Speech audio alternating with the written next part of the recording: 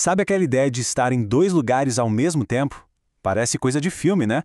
Mas e se isso for um fenômeno real e com uma explicação bem clara? Para o Espiritismo, é exatamente isso. Hoje, a gente vai mergulhar nesse mistério fascinante da bicorporeidade. Essa é uma pergunta que dá um nó na nossa cabeça, né? Desafia a lógica. Parece pura ficção, mas os relatos sobre isso são muito, muito antigos. E se a chave para essa resposta não estiver no corpo físico, mas sim no espírito?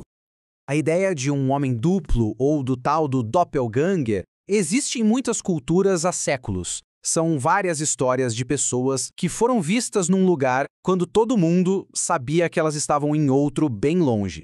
O Espiritismo, no entanto, traz uma perspectiva bem única e detalhada sobre como isso poderia acontecer. Então, como é que o Espiritismo se propõe a desvendar esse mistério? A resposta está num fenômeno que vai fundo na natureza da nossa alma. Vamos entender essa explicação passo a passo. A explicação espírita é até que bem direta. Não se trata de ter dois corpos físicos. Num lugar está o corpo real, de carne e osso. No outro, o que aparece é a manifestação do espírito daquela mesma pessoa. E é para esse fenômeno que o Espiritismo dá o nome de bicorporeidade. Bicorporeidade. Bom, agora que a gente já tem o nome, vamos entender direitinho o que isso significa e como esse fenômeno acontece na prática. A bicorporeidade é descrita como uma faculdade da alma, ou seja, uma capacidade natural do espírito. A alma se emancipa, ela se liberta temporariamente do corpo físico, que geralmente está lá, dormindo, e consegue se manifestar em outro lugar.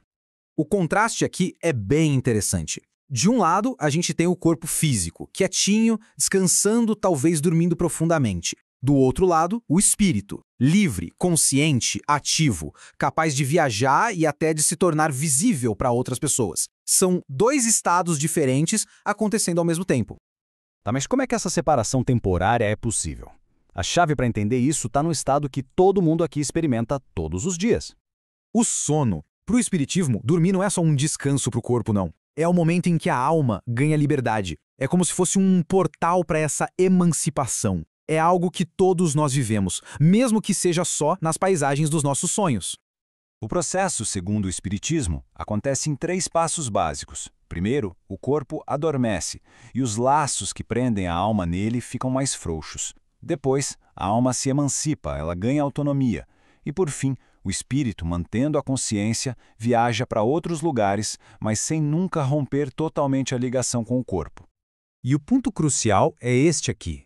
Não estamos falando de um milagre ou de algo sobrenatural. É uma capacidade natural do espírito.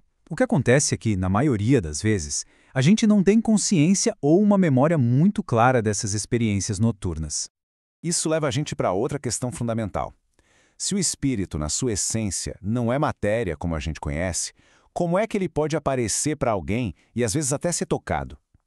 A resposta é que ele precisa de um intermediário. E é aqui que entra um conceito central do Espiritismo, o perispírito. Ele é a ponte entre o espírito e a matéria, e é ele que torna a bicorporeidade possível. A gente pode pensar no perispírito como uma espécie de invólucro fluídico semimaterial que envolve o espírito. É por causa das propriedades desse invólucro que o espírito consegue se condensar, digamos assim, e se tornar perceptível aos nossos sentidos físicos. E essa manifestação pode variar. Às vezes, a aparição é mais etérea, meio vaporosa, tipo aquela imagem que a gente tem de um fantasma. Em outros casos, porém, a condensação do perispírito pode ser tão perfeita que a aparência do espírito fica idêntica à do corpo físico, totalmente tangível e sólida ao toque.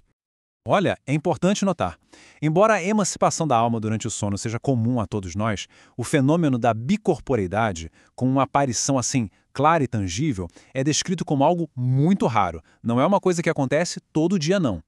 E isso leva a gente para a conclusão. O mais importante dessa análise toda não é o quão extraordinário o fenômeno parece ser, mas sim a origem dele. A explicação espírita resume tudo nesta frase. A bicorporeidade se compreende na ordem dos fenômenos naturais, pois que decorre de uma lei natural. Ou seja, não é uma violação das leis do universo, mas uma consequência direta delas. Portanto, a principal ideia para guardar é que, para o Espiritismo, fenômenos como este não são milagres.